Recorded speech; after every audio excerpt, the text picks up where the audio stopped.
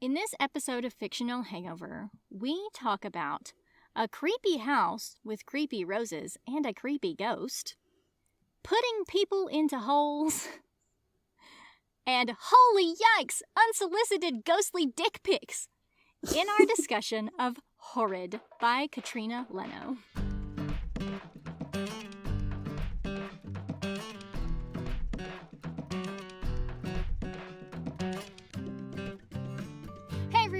Welcome to Fictional Hangover, a podcast about young adult and new adult books, series, authors, and voice actors that is full of spoilers. I'm Amanda. I slowed it down that time. Ooh. You really did. I thought you were really thinking about it. And I'm Claire, and today we're going to discuss Horrid by Katrina Leno. Standard disclaimer. If you haven't read this book, please remember that Fictional Hangover is all about spoilers. If you haven't read or listened and don't want to be spoiled, stop listening to us and go read or listen to the book. Then come back. If you haven't done this but want to pretend that you have, or if you don't care about spoilers, or if you just like the show so much that you don't care about any of that, then listen up. Yay! I'm still trying to figure out what you said. I can't wait to go back and edit it. I'm still trying to figure out what I said.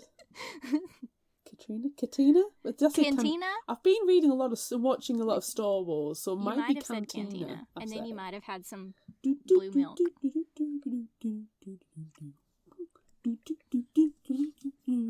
Yep. Right, yes, that is currently what is happening. I am very embroiled in the Star Wars world right now. All media is tuned to Star Wars. I'm feeling the Force, and this has got nothing to do with it. This is the exact opposite, it feels like. Yeah. There's no space. There's no space involved in this book. I mean, we're getting there. Next month we'll have spacey things. Next month we'll have Star Wars, but not this month. No. Well, why don't you give us some background information to fill us in on what we are talking about? All right. So I read an interview on quillsandstardust.com with Katrina Leno, and they talk about the creepy poem / nursery rhyme that is like the theme of this book and why she did that. And she says that she was trying to, what's the word? Paraphrasing. Thank you. I'm paraphrasing all of this because it's a really long thing that I pulled. But she said that she had just finished working on her previous book called You Must Not Miss, which follows the same thing. Like there's a poem in that one and it's broken down into pieces of the poem. And, you know, she just really liked that. And this one was really creepy. And her mom used to say it to her when she was little because she had a curl that came down in the middle of her forehead. And her mom would recite the poem to her and like boing her curl in her face. And she decided that was really creepy. And then those creepy memories became the inspiration and the jumping off point for this book. So thanks, Katrina Leno's mom, for reciting creepy poetry to your daughter. Nursery rhymes are all creepy. Yeah, they really are. They're all about death. They're all about the plague. Racism. Rats. Yeah, they're odd. Yeah. When my son was little and we were trying to think of nursery rhymes, I had to relearn nursery rhymes and trying to think of ones that weren't freaking weird or creepy. Yeah. Couldn't be done. Well, the one that is in this book, I guess we should share which one it is because I don't really mention it a lot in the summary, but it is adapted from Henry Wadsworth Longfellow. There was a little girl who had a little curl right in the middle of her forehead, and when she was good, she was very, very good, but when she was bad, she was horrid. And it's so good. The book follows this poem, and it's so creepy and weird and fantastic. And those are my initial thoughts. Is there anything that isn't creepier than children? No. Unless you're a ghost. Spoiler alert. Creepy ghost children. Creepy ghost children. What is better than that? Nothing. It's pretty good. Slender Man has a child. Mmm. Creepy slender child. Creepy slender child. I like that. Is that your initial thought? Creepy slender child? Creepy slender child. Yeah, there we go. That's great. That's really... Did you seriously have anything that you wanted to say before we start this summary? The word creepy, and that's it. Okay. That is it. Just creepy. Just all creepy all the time. Yeah. Sounds about right. It's appropriate. It is indeed appropriate. All right. Jane North Robinson and her mother, Ruth North, are moving to Bell's Hollow, Maine from Los Angeles. Jane's father, Greer, recently passed away, leaving Ruth and Jane with nothing. So they're moving across the country and into the house that Ruth grew up in. They've only been in Maine for about 30 minutes when the rain falls so heavily that they have to stop their drive and head into a bookstore where Jane buys a book. She also spots an Agatha Christie collection, which she loves. This reminds her of choosing to eat her first book. Yep. Eating a book. When she turned 10, Jane asked her parents for a new bike, and when they got her a scooter instead, she got so mad that she ate a page of Alice in Wonderland. For some reason, eating that page soothed her, so she kept on eating every night until she was left with only the cover. Since then, she's refilled the empty covers of her eaten books with journal pages, and now she has a very large collection. It's one of the few things she was able to bring with her from LA to the creepy old house they've just arrived at. When they walk in the front door, Jane decides they're absolutely going to be murdered. Yep. Creepy house in Maine equals death. Yep. I've read enough Stephen King to know that. The house is cold, dreary and dark, and some of the windows have been broken, so Jane and her mom sleep in sleeping bags in front of the fireplace in one of the many rooms on the main floor. Ruth has a crew coming to repair the windows, and the power should be restored the next day, so they put off really exploring much of the house until later. Don't disturb the ghosts. No, don't do it yet. To get to the room with the fireplace, they pass through a few other rooms, including a sitting room with an expensive piano, a dining room and a small kitchen. When they get to the back of the house, Jane begins to smell roses, but it's not the season for them, and Ruth hates them, so they move on to the study. The smell of roses is overwhelming, so Jane goes through the mud room and out to the backyard. She sees a light come on in one of the upstairs bedrooms and waves up at the shadow that passes by the window and continues looking around the yard. There are roses everywhere. When Ruth comes out to find Jane and bring her back inside, Jane mentions all the roses and that it's good to have the power on.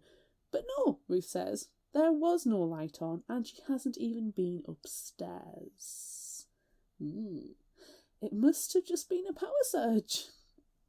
Definitely nothing that will cause anyone's imminent demise. Really, though? Really?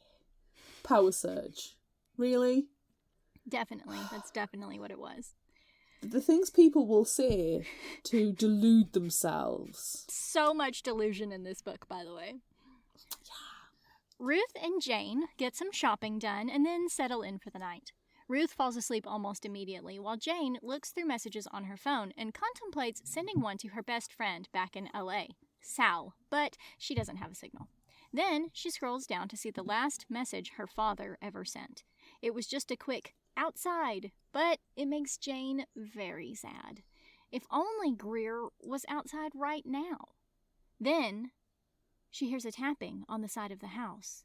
Is he out there? No, he's not. It's just an old tree. Jane finally manages to go to sleep. The next morning, she decides she's going to go to school, even though Ruth told her that she could wait until Monday to start. On the bus, she finally gets signal on her phone and texts Sal that she's definitely going to be murdered inside the house. Definitely. Definite murder happening. When Jane gets to school, the secretary assigns her a first-day buddy, Alana Kansler, who shows her around. She asks about Jane's first day and how her move was, since this is a small town and everybody knows everybody, and Jane is obviously new to the area. When Jane tells her she moved into her grandmother Amelia North's house, Alana seems taken aback and says, after a brief pause, that everyone calls that house the Creep House. At lunch, Alana introduces Jane to Susie, who lives nearby the creep house, and offers to give Jane rides to and from school since they live so close to each other. Alana's cousin, Melanie, knocks into Alana's chair and they inform Jane that she's a horrible bully. Yes, she really is. She is the School worst. passes, and as Susie drops Jane off in the afternoon, they talk briefly about Jane's move and they trade phone numbers. Back inside the house, Jane and Ruth talk a little about exploring the house more in the coming days, and about why Ruth never came back to Maine to visit her mother after she moved away. Jane feels like her mother is keeping secrets from her, like expensive travel isn't the only reason why Ruth never came back to North Manor. Yeah. Pointed look? Is it time for pointed looks yet? Already? I'm looking over my glasses at her. Mm-hmm. That night, still sleeping in front of the fireplace, Jane wakes when she hears a thumping, a sharp scream, and the shattering of glass. Jane gets pissed and runs out the mudroom door, trying to catch the jerks who are breaking her windows. She sees 2 or maybe 3 shadows running away and angrily storms back toward the house, but stops when she notices that there is a light on upstairs. She sees a hand press against the window, but then the light goes out and everything goes dark. There's someone inside your house! Wait. Check the egg timer and the button. No! Oh. Where's the puzzle? Oh, snap. Jane goes back inside to find a frantic Ruth and no one else inside the house. Jane is so angry that she doesn't even realise she stepped on broken glass and now has tiny cuts all over the bottoms of her feet. Yikes. Blech. She remembers another time that she got very angry when she was just 6 years old. She punched a kid over a Lego horse. Reasonable. I can relate. Her dad told her that she can't go around punching everyone because it's not the right way to solve problems. Some problems, maybe. Jane returns to the present, but is still wistful over her father's death. And that Lego horse. And that Lego horse, man. The next day, Jane walks around the house looking for Ruth and finds her outside in the backyard frantically cutting down all the roses, almost like she's in a trance. When she snaps out of it, Ruth abruptly asks Jane if she wants to go out for pancakes, so they head out for a local diner. Over breakfast, always is perfect thing to do. Oh, I'm just frantically cutting all the roses. Pancakes! Yes! Over breakfast, Ruth tells Jane that she got a part-time job helping out an old friend of hers. But then Jane notices someone staring at her mom. Ruth goes over to the man, who turns out to be an old doctor. He addresses Ruth as Ruth Ellen and stares awkwardly at Jane until she's introduced. He says it can't be easy being back in North Manor. Well, that's weird. Ruth chalks it up to a creepy old man being creepy. But still, it's very odd. Having never been to Maine, I get the impression that everyone who lives there is creepy. Everyone who lives there is a creepy old man being creepy? Yes. You're probably or will be a creepy old man being creepy. Yes. After this creepy encounter, Jane goes to a bookstore and cafe where she immediately feels at peace amongst the Agatha Christie books. She meets Will, the young manager of the shop, and asks if they have any job openings, which they do. And she is pretty much hired on the spot. She also buys the ABC Mysteries, and Will borrows it since she likes Agatha Christie so much. He trades her the book for free coffee and she leaves the shop, set to return the next week to begin working. Jane and her mum go home and have a pretty normal rest of the day. They get things more set up in their home, get the windows repaired, and can actually use their phones inside now. Yay! Yay! Jane texts Sal, has dinner, and gets ready for bed. As she prepares for sleep, hopefully they'll not sleep on the floor for a little bit, Jane feels something brush along her foot in the bottom of the sleeping bag. It's a rose petal. Oh. Weird. Rose petal or spider? Which one would be better? Rose petal is definitely better, but it's still weird. Yeah, how did that get there? Hard to Wind? say. Wind. It was the creepy tree that was tapping on the side of the house. Yes. He just reached inside and put a rose petal in there. Of course. That's very sensible. It is. The next day, Jane pretty much forgets about the rose petal. She and Ruth get to work on the upstairs. There are 8 bedrooms, but Ruth requests they avoid her parents' old room and the storage room that is closed off because she's not ready to deal with those rooms just yet. Jane picks one near the front of the house and begins carrying boxes up. Unfortunately, her box of books rips open and paperbacks topple all down the stairs. She gets upset when she realizes one of her favorite Agatha Christie's, Poirot Loses a Client, was ripped in the fall. She's so flustered and angry that when she gets to her room, she pulls out another book, The Lion, the Witch, and the Wardrobe, and eats page 51.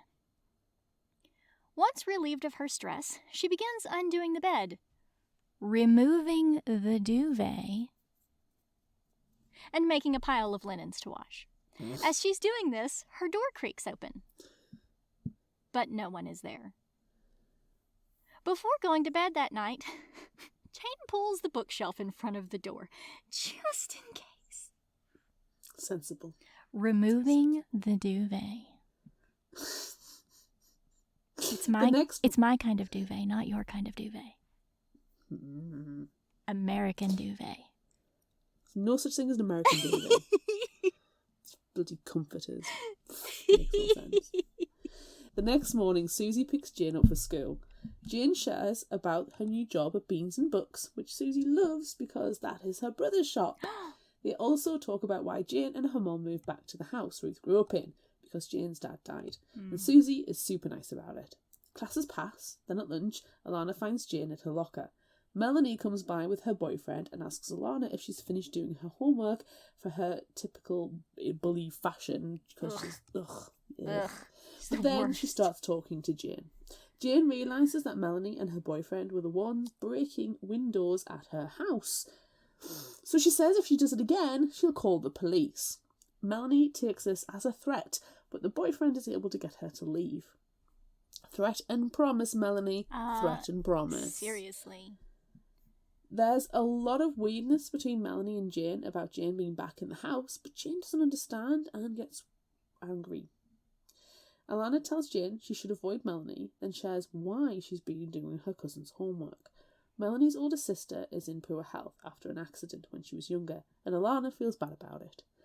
All this is very weird to Jane. After school, she spends a lot of time thinking about Melanie and her sister and what she has to do with any of it, but thoughts are cut short when her mom gets home with dinner.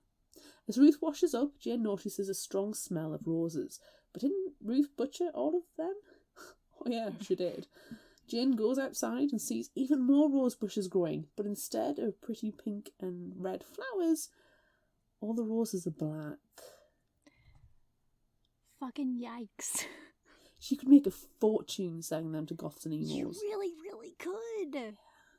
I mean, you could even make a fortune just selling the regular ones, not to goths and emos, to regular people, because it is not rose time.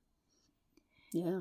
She needs to learn from the capitalism. Kaylin Barron book that we read with the poison garden.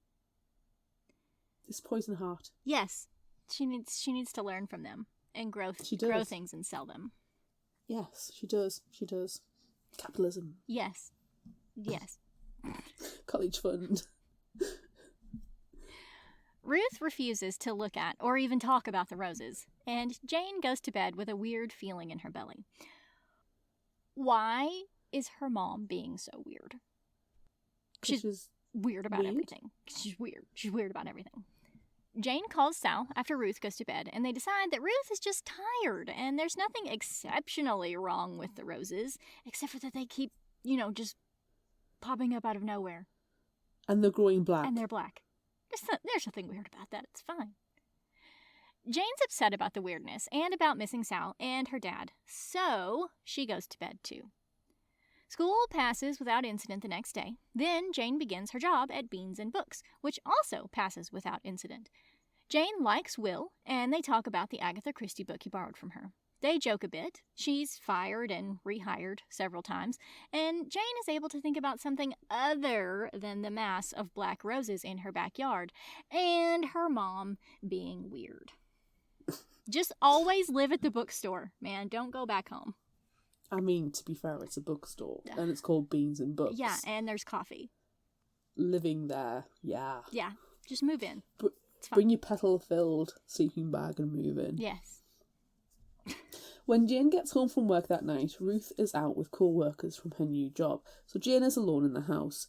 Or at least she thinks she is. No, thank you. She hears quiet laughter and then what sounds like a marble rolling across the floor. And the sounds are coming from the storage room. I would nope out of there right now. Nope. Just, Gone. Out. Gone. Move into the bookstore. Yeah. She braves her way upstairs and towards the storage room door, but stops when she sees a marble rolling out from underneath the door until it stops in the middle of the hallway. No fucking thank you very much. No. No. The marble reminds her of a time when she was in elementary school and a bully stole her marble that looked exactly like this one she just found. She got so angry with that bully that she cut off her ponytail. Was she arrested and drawn out of Hawaii? Quite possibly. That's just please see last week. Jane snaps out of her memory and back into the hallway of the house.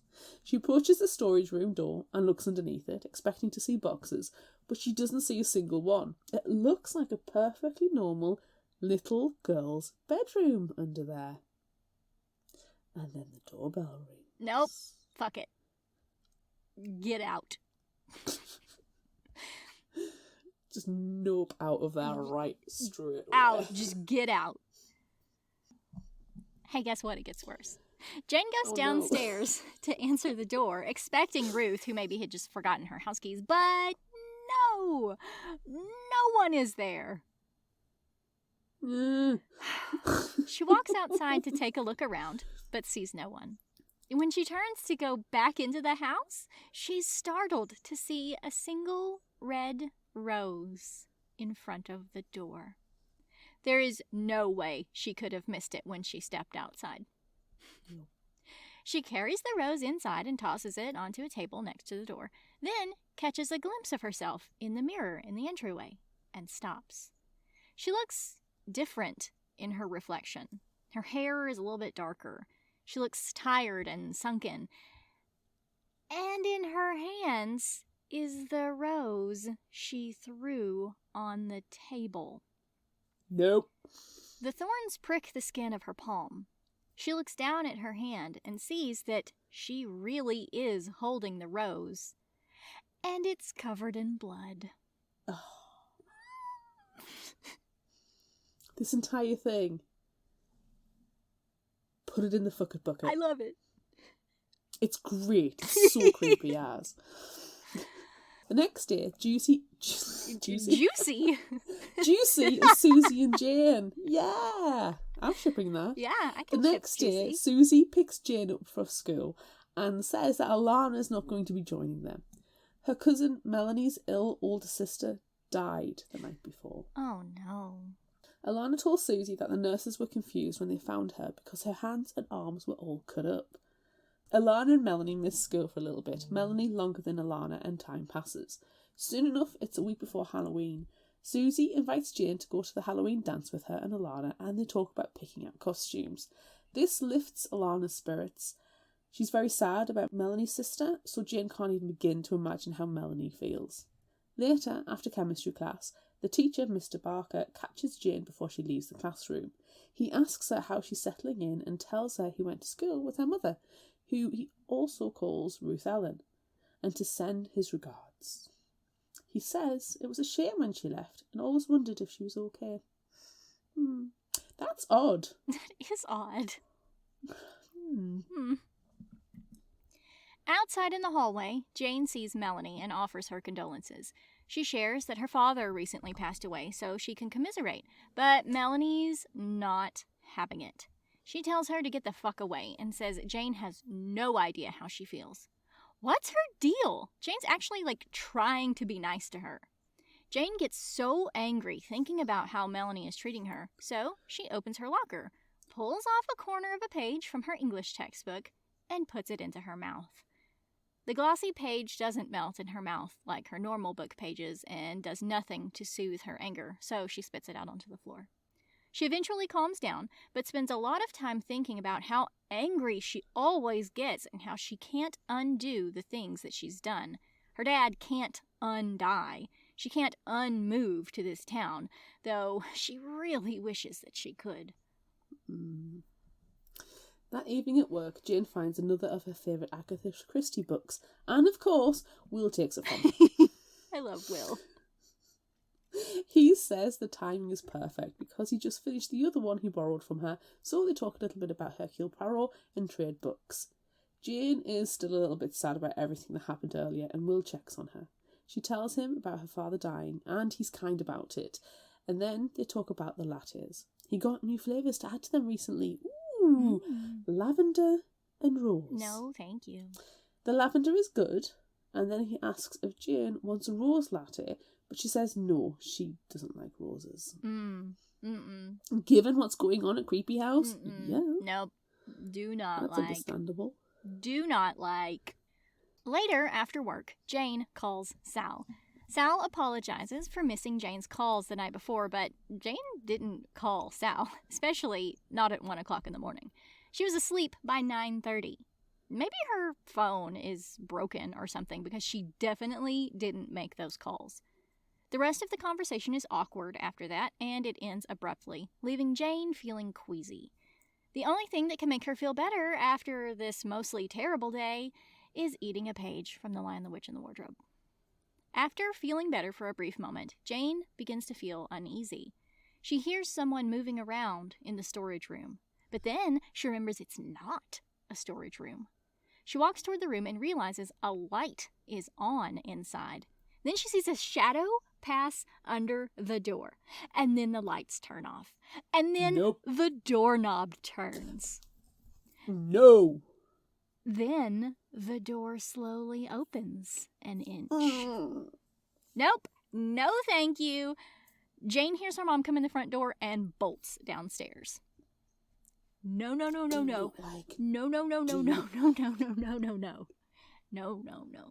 Are we learning lessons here, people? Don't live in creepy houses. No, get out. Jane tells Ruth that there's somebody upstairs, so they grab knives and call 911. Reasonable. Yes, they head for the mudroom door, but then Ruth remembers her keys are in the front door. No. So she has to go back through the house. She makes it safely through and they leave for the police station. Jane looks up her bedroom window and watches as a light in there turns off. Nope, stop it. Ruth asks Jane what happened, and she explains hearing a person walking around and seeing shadows and light from the storage room. She tells Ruth that it's not a storage room anymore and asks if maybe someone could be living in there since the house was empty for a while before they moved in. Jane says she thought it was Ruth and that her brain was trying to make it be Ruth so it wouldn't be so scary. Ruth says that they're safe, and then they arrive at the police station. Ruth knows the officer, Officer Elton, who helps them from her teenage years, and after he takes Jane's hand and says, "You look exactly like her," Ruth asks to speak with him privately to tell him what happened. Jane doesn't think she looks too much like her mom, especially when she was younger, and she really thinks that she should tell the officer what happened to herself, but Ruth insists on speaking to him alone. Jane is left by herself, feeling uncomfortable and left out of something that she should be included in. She gets on her phone while she's sitting alone and sees a text from Sal saying, "Okay, weirdo." That doesn't make any sense to Jane until she scrolls back through the messages she's sent to Sal and finds one that says, "Everything is so good. Everything is perfect. I love it here." Jane did not send that message. That would be like, you know, I've been kidnapped if I say this kind of thing. Yeah, definitely. Yeah. When they leave the police station, Jane is freaked out, reasonably. Did she even see any of that stuff that happened? Did she make it all up? The police said there was no one inside their house, so she must have made it up. Or maybe she's seeing things. Officer Elton escorts them back to their house and walks through with Ruth to check one more time. Jane feels uneasy as she sits down to eat while Ruth walks through the house. She thinks back to when Melanie was outside breaking windows. Is it possible that it was Melanie who broke in? Was it Melanie who sent those calls and messages from her phone? And why would she even do that? No, it probably wasn't Melanie. It doesn't make any sense. No. When the officer leaves and Ruth sits down to eat, she offers to let Jane stay home from school the next day to rest after this exhausting night, but Jane turns her down. Ruth thinks that's ridiculous. I agree. If her mother had given her the option to stay home from school, she would have accepted without question. She didn't care for school and got in trouble a lot.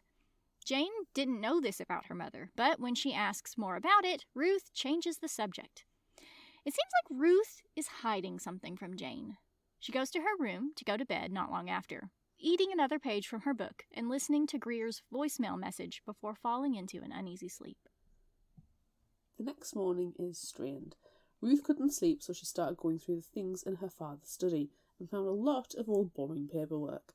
Jane asks if her mom remembers her teacher, Mr. Barker, and comments on the old name people always call her, Ruth Ellen. She explains that her mother was very proper and sophisticated and hated the simplicity of Jane's name. She also hated that once they moved away, they never came back to visit. But really, after living in the house for a short time, Ruth asks if Jane is truly surprised that she never wanted to come back home. I mean, no. Not at all. Was it haunted when she lived there? Yeah, by a freaky old lady who's sophisticated and proper and hated simplicity. Haunted by her own living mother. Yes. On the way to school, Susie comments on the police driving by the night before, and Jane explains to her what happened, and that she probably made everything up. Susie doesn't think so, and says that if Jane was a true alarmist, she wouldn't be living in that house in the first place. Why? Because it's creepy? Sure, that's it. Just go with that. Jane also talks about thinking it might have been Melanie who broke in, but she really doesn't know. They get to school, but decide to skip later and go get coffee. Jane and Alana have a lovely conversation about grief and how Melanie must be feeling, but also about how she's an asshole. Then they really think she is an asshole when Jane opens her locker to find everything inside shredded to bits. No one but Melanie would have done this. Susie says she'll take Jane to the mall to replace everything that weekend, and Alana plans to tell her mom, or, maybe Melanie's mom too. To take their minds off of all this terribleness, the three friends decide to have a sleepover at Susie's house.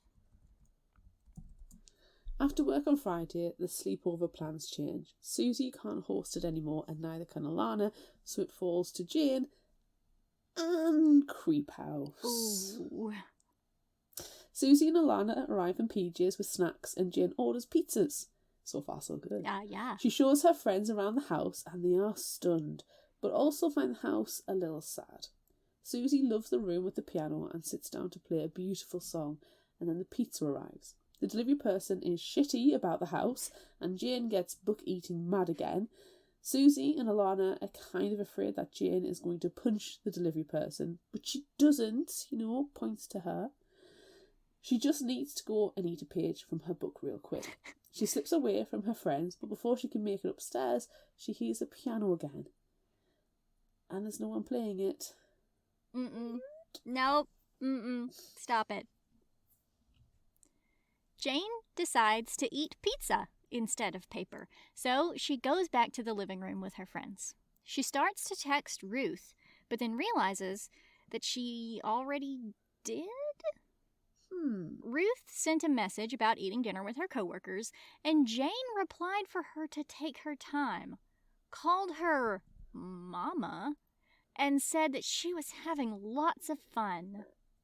That doesn't sound like Jane at all. She almost passes out, then her friends get her some food and they sit down to watch a movie together. Jane asks for Susie to turn up the volume, but doesn't tell her that it's because she's trying to drown out the piano music that apparently only she can hear. Yikes! The next day, Ruth makes breakfast for the girls and then they get ready to leave. Jane is being really weird and thinks that Susie and Alana can't wait to get the hell out of the house. She doesn't even walk them out. Ruth asks if Jane is okay and she flips out, saying that she hates the house and breaks down crying. Ruth rushes to her and realises that she's burning up with fever. She sends her to bed while she runs out for medicine, but Jane decides she needs to text Susie and Alana to apologise and tell them she must have been sick and not realised it. She goes downstairs to get her phone, sends the text, and then falls asleep standing up. She must have been really sick. She staggers back upstairs, feeling like everything is wrong. And she's right. When she opens her bedroom, it's destroyed, and spelled out on the floor in rose petals is the question, do books taste like roses? Jane screams and passes out. Yikes. What the hell, man? Fucking yikes. Oh my gosh. Oh, don't worry, it gets worse. Oh, yay! Hooray! When Jane wakes up, she can't move. She can't turn her head. She can't even scream. She's been buried alive. But then she hears Will's voice and is back in the doorway of her bedroom. What the hell? Will gets Jane back into bed after explaining that he came to pick up Susie's phone that she accidentally left. But when she lies down, a puff of rose petals floats up around her. Stop it. No. No. When Jane finally gets out of bed a couple of days later, she's feeling much better. She finds Ruth in her father's study throwing things away, so she offers to help. Ruth takes a pee break while Jane goes through the drawers in the desk. In one, she finds a card written to her grandfather. But Jane never knew him, so there's no way she would have made him a card. She asks Ruth about it, and Ruth says that because she didn't know her grandfather growing up and all her friends had grandpas, she asked her father if he could be her grandfather too. Okay. Weird. Weirdo. Was that another text from Sal? Okay. Yeah. Weirdo. Jane asks if the storage room, that is not really a storage room since there are no boxes, a bed, and a dollhouse in there after this, and Ruth becomes incensed. She says that room was her playroom, and then it was a storage room, and she doesn't know why her mother got rid of all the boxes and added a bed. Maybe she was fucking obsessed with beds. It's a very odd thing to get so angry about, but then Ruth changes the subject to dinner, makes Jane leave the room, and locks the door. Why is Ruth so angry? Is it grief over the loss of her husband and her parents? It must be. Whatever it is, Jane suddenly knows something bad happened in this house. She goes to her room, stressed out over her mother's rage and grief of missing her father, and pulls out The Lion, the Witch, and the Wardrobe, tears out a page, and begins to eat. She hears the house creaking around her, but then Ruth steps into her bedroom and witnesses the book eating. Oh no. She gets upset, takes the book, and begins to cry. She sits down on the bed, a puff of rose petals fluttering up around her, and sobs, then abruptly leaves the room, taking Jane's book with her. Jane gets angry, begins to cry too, curls up in a ball, and falls asleep. Look it. This is terrible. It is terrible. That's her only source of comfort. Yeah. As weird as it is. It's not okay. Yeah. But also, man, they get angry a lot. They really do. They do need some anger management classes. When Jane wakes, she sees that her mother hasn't come out of her room, so she goes downstairs and plans to sneak into the study. The locked door unlocks and opens as she approaches it, so she goes inside. She looks through a locked drawer and finds lots of school files and report cards of Ruth's. They start out cute and normal, but as the years pass, Ruth seems to get upset and angry. One of the teachers suggests that she see a psychiatrist, but then there's a letter from Ruth's dad, Chester, to a doctor informing him that they'd have to have secret appointments because Amelia, Ruth's mother, wouldn't approve. After this comes notices of fights and detentions and suspensions from school. And then an ultrasound. Why would Jane's ultrasound be in the drawer with all this stuff from her mom's time in high school? Pointed look. Mm-hmm. Jane leaves the study after this and goes up to the storage room, which is also unlocked. No. She explores the drawers and closet and finds them full of fancy, frilly little girl clothes and a teddy bear and other things for a girl no older than 8 or 10. But why? Jane sits down at the vanity in the room and opens those drawers as well. In one, she finds a Polaroid of a little girl in a lacy pink dress standing in front of North Manor. It's Jane. But she had never been there before, moving just a few weeks ago. She studies the photo more and sees, no, that's not a picture of her.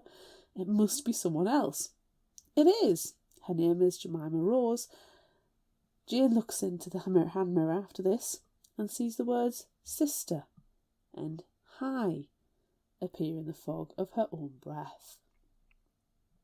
Did her mother have a sister?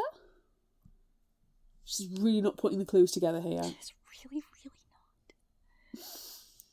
After thinking for a little bit about why on earth anyone would keep a girl's bedroom exactly as it was when she was 8, Jane realizes that awful thing that happened in the house that she knew happened earlier is that Jemima Rose, her mother's sister, died. But is she a ghost? She can't even think that word. Don't think ghost. Don't say it. She leaves the room after this and encounters Ruth in the hallway. Jane confronts her mother about Jemima. How could Ruth not tell Jane that she had an aunt who died when Ruth still lived in this house? Is that the reason why she never wanted to come back here? Because she misses her sister? Ruth says that there was an accident that she doesn't want to talk about, and Jemima was never Jane's aunt. She was just a little girl who died, and now Jane needs to let her rest. So close there, Ruth. You were so close. The next day at school, something strange happens. Melanie comes up to Jane and threatens her to try to get her to leave the manor and the town. Jane has no idea what's happening, but Melanie says, "Don't act like you don't know." "Know what?" Melanie says her family is dropping like flies. It sounds very menacing, and then, in what feels like an out-of-body experience, Jane punches Melanie in the face. Yes. Susie rushes in and separates them and takes Jane to the bathroom to cool down. Why would Melanie say all those things? It doesn't make sense. Also, you can't just get up and leave somewhere, you dumbass. Sorry.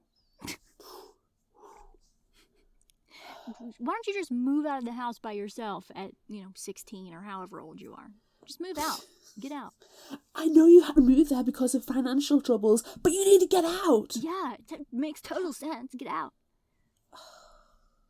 After school, at Beans and Books, Will and Jane decorate for Halloween. They also talk about the Poirot book that Will hasn't finished yet, Mrs. McGinty's Dead. He asks Jane for a clue, and Jane says that the mystery is a secret de Polichinelle, a secret that everyone in town knows, so they never talk about it, and they assume that Poirot knows about it too, but he doesn't. He says how much he likes the book, and then reaches out with a sad look in his eyes, like he has something serious to say, but a customer comes in, so he never gets to. A few days later, Jane goes with Susie and Alana to get stuff for the Rapunzel Halloween costume, and then the day arrives. Susie has plans to pick Jane up at 8 that night for the school dance. After school, Ruth isn't home, so Jane wanders around, thinking about Jemima. She goes into the yard and stares at all the roses that keep blooming, even though it's almost November and there have been several freezes. There's no way they should still be growing. Jane texts a picture of the roses to Sal, who says she doesn't know anything about roses and that there must be something keeping them alive. Yeah, us a one. Yikes! Ruth gets home and gets ready for her own Halloween party with coworkers.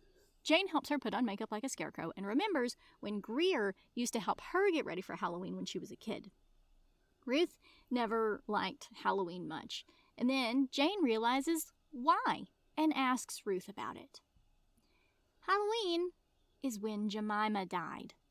Ruth says, yes, that's true, and that's why she doesn't like it, then pauses like she's gonna say something, but then changes the subject and dismisses Jane so she can continue getting ready and leave for her party.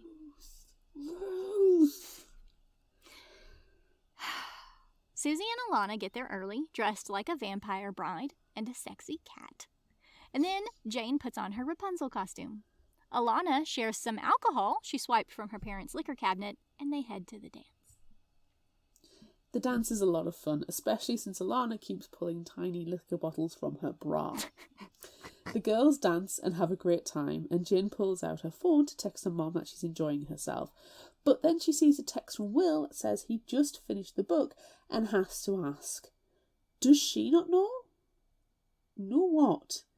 He says never mind, but she won't let it go. The girls go to the bathroom after, and Jane's head starts buzzing, and she's freaking out. It's a secret Deeper Chanel. She tells Susie and Alana why she's upset, and they finally tell her the secret. Finally! Whew. In Hawaii, she... Good one. Jemima Rose fell into a hole in the backyard of North Manor on Halloween while playing hide and seek with a friend. They were planting rose bushes and they weren't supposed to be in the yard, but they were, and she fell in a hole and got buried alive. Ruth left town for California just after the funeral. But wait, that doesn't make sense. Ruth was a kid when her sister died. Oh no, Jane. Jemima wasn't Ruth's sister. She was yours. Nope. Jane freaks out even more. Everyone in town knows that she had a sister. Susie, Alana, Will, Melanie, Ruth, her teachers, even Greer knew. Her own father didn't tell her. But Jemima wasn't Greer's daughter, so maybe he didn't feel right about telling her. Still, literally everyone in town knows. Everyone, except her. She asks Susie to take her home. They talk on the way about how Ruth should definitely have told Jane about having a sister and how awful everything is. When she gets home, she plans to go to bed immediately.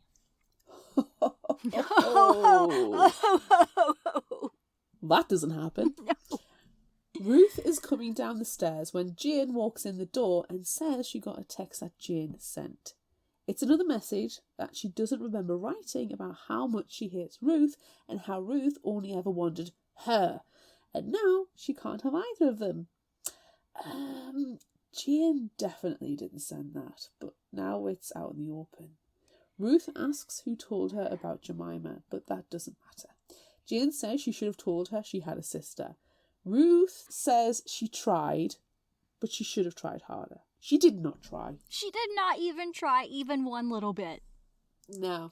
It's like No. maybe she kind of halfway thought about trying, and then she was like, no, let's talk about dinner instead. It's like, you know when the remote control is across the other side of the sofa, you can't be bothered to move, and you just go, It's that limp-wristed kind of effort.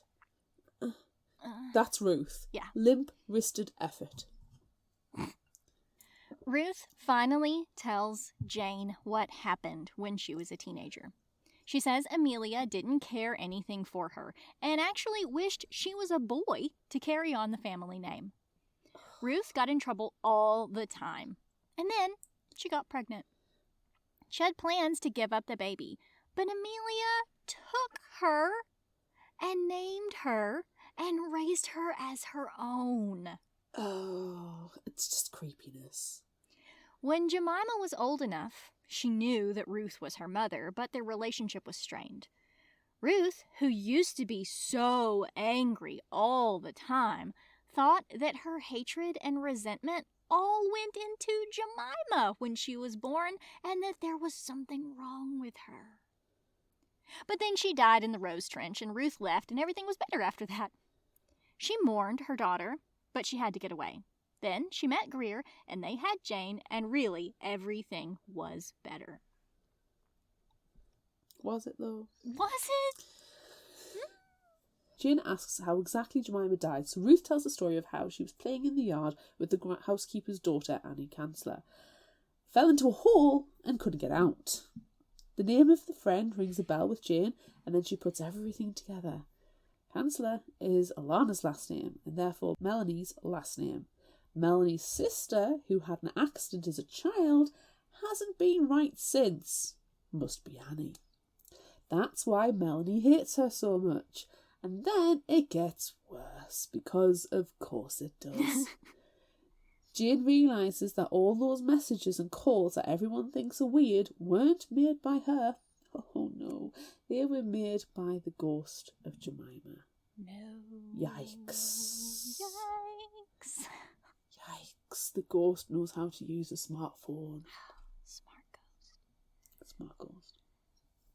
Even though she should be terrified because ghost, Jane is no longer afraid. Ruth goes to bed, and Jane goes to Jemima's room, where she sees her sister appear. They talk quietly, Jane afraid that Ruth will hear them and come in, but Jemima assures her that she won't wake up. Then she says that someone is coming and asks if Jane wants to have a little fun. That's when Jane hears a crash downstairs and Melanie's voice. She and her boyfriend Jeff have broken into North Manor. Jane hides in the closet and listens to Melanie explain to her boyfriend that they had to break in tonight since Jane is at the dance and Ruth is at a party to look for something.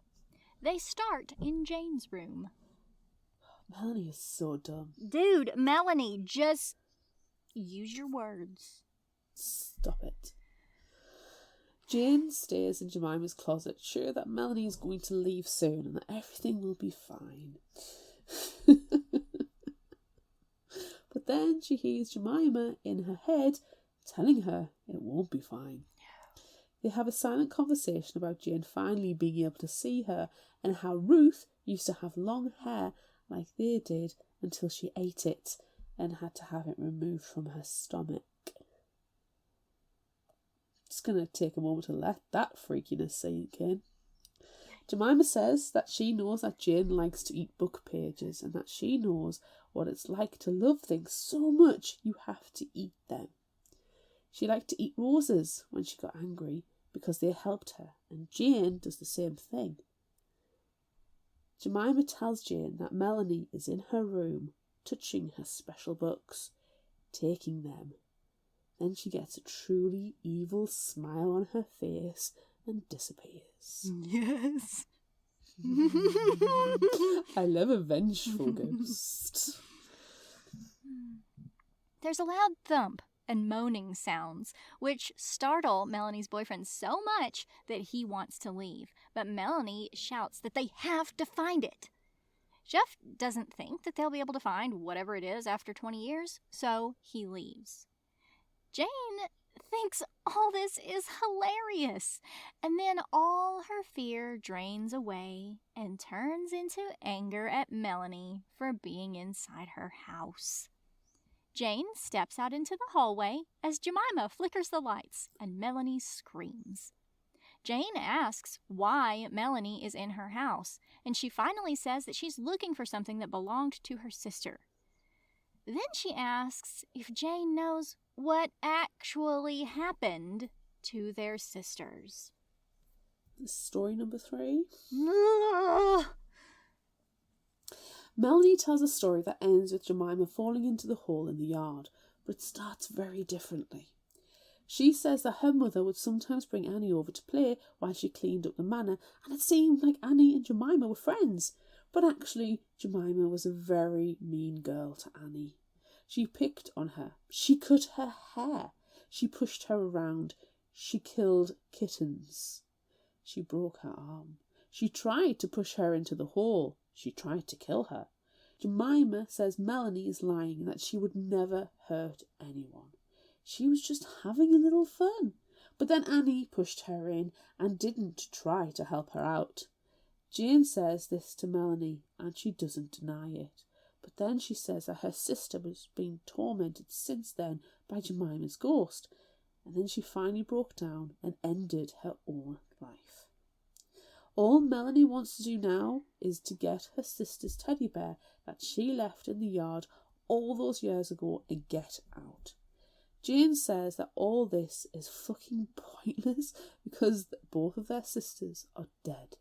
But then Jemima chimes in that she's having fun. Melanie tries to leave, but the doorknob won't turn. And then the lights go out. When the lights come back on, Melanie and Jemima are gone. Jane feels her phone vibrate and realizes that she has a bunch of missed texts and calls from Will and Susie and Alana and Sal. Will's last text says that he's coming over to talk, and then she sees his truck pull into the drive. She stops him from coming in and says everything's okay and she'll call him tomorrow. He offers to take her out to the diner or to take her anywhere to get her out of the house, but again, she says everything's okay and she'll call him tomorrow. As he leaves, she thinks about losing Greer and losing her friendship with Sal, and then she thinks about how similar she and Ruth and Jemima are. Just 3 little girls who like to eat things they shouldn't to fill them up with something other than unstoppable rage. Jemima reappears then, and they talk about how mean Melanie is and how Annie was mean too. Annie laughed at Jemima's dresses and hair, and she didn't like that. Jane asks where Melanie is then, and Jemima says that she went for a walk by the rose bushes.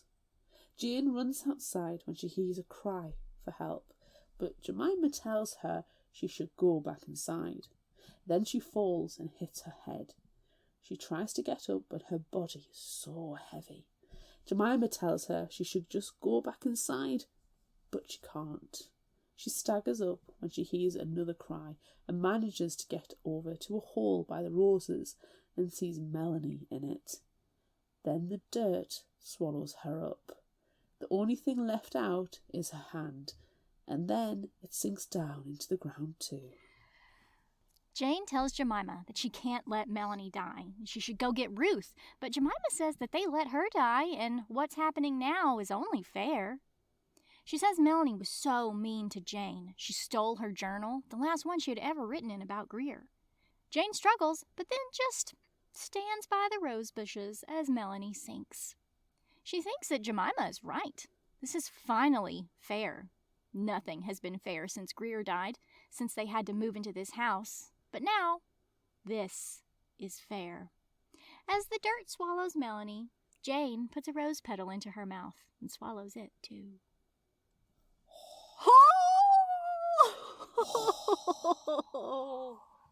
Oh.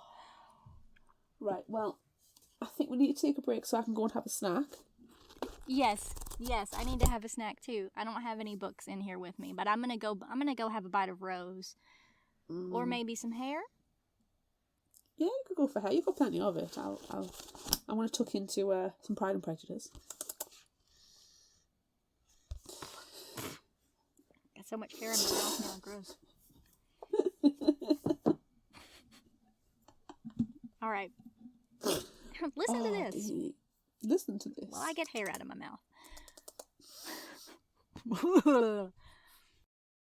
These days, more authors are including mental health content in their books. But do you ever wonder how accurate some of this stuff is? Or do you ever read something where you know the author just gets it?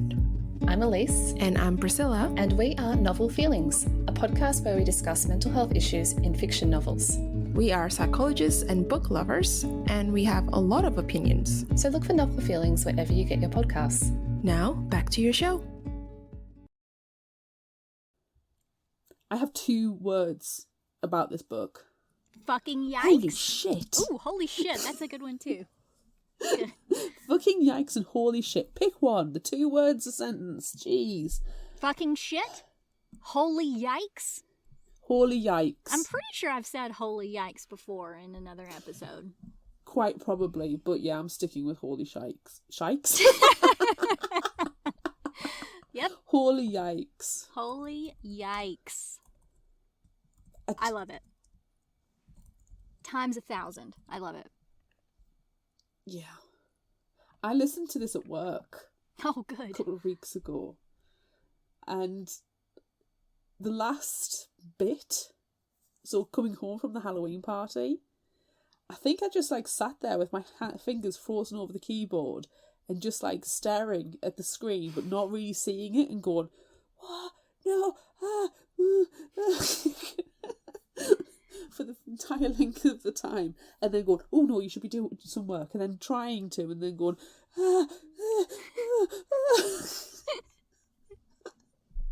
but also, Yeah. It got super creepy. it was just creepy from the outset. I mean, you mentioned Maine. I mean, come on, that's a creepy state. Yeah. Isn't Maine the creepiest of all states? I'm pretty sure. And Stephen King has something to do with it. He has to bear a lot of responsibility. He really does. But yeah, Yeah. creepy AF. Yeah. Holy yikes. Holy yikes. But I loved it so much. Yeah. I love that it didn't have chapters. I thought that was super interesting, super cool that it was just broken down into parts of the nursery rhyme like we talked about at the beginning. Yes. And then each little segment, like, kind of made sense with the story. And then at the end, Melanie actually says she was horrid. And that's the last segment of the book. Horrid. She was horrid. Liked it. I love it when the book title is like just slotted into the Yeah. text. Yeah. Nice and neatly. Yeah, I like that too. Yeah. So good. Can we get the discussion about how another YA parent is terrible out of the way? Yes. Yes, we can. But it's a shame because Ruth, she's pretty good in all other ways, except for the fact that she's hiding this terrible, terrible secret from her daughter. Yes. But she's pretty good for the most part, except for that, which ends up being terrible. And then also, I'm pretty sure she's fucking dead at the end. And if she's not dead, you can't tell me otherwise. I will not believe you that mother is still alive. I'm convinced that her mother is dead and Jane is possessed by Jemima. Yes.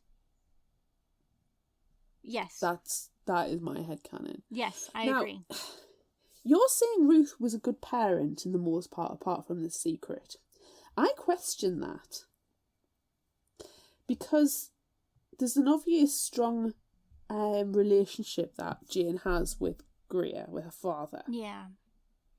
And there's just these little things every now and again that's mentioned, and I actually wonder how much distance Ruth put in her relationship with Jane, potentially based on having Jemima at such a young age and that traumatic death. Yeah. That Jane, yes, was a blessing and she was happy to have Jane, but she still kept her at arm's length.